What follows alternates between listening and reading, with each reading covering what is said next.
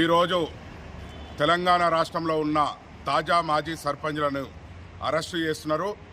తెలంగాణ సర్పంచ్ల సంఘం joint action committee నుంచి ఈరోజు ఎలాంటి పిలుపునివ్వలేదు, ఎలాంటి కార్యక్రమాలు లేవు.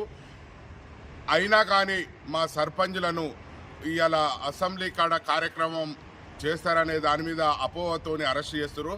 అది సరైనది కాదు, ఎలాంటి కార్యక్రమం లేదు. మనం పోయిన 9వ తారీఖు నాడు చలో అసెంబ్లీ అని పిలుపునిచ్చినాం.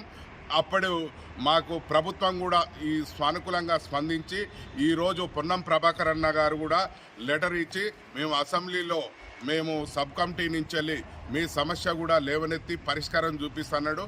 అందుకే మేము ఎలాంటి కార్యక్రమాలు లేవు.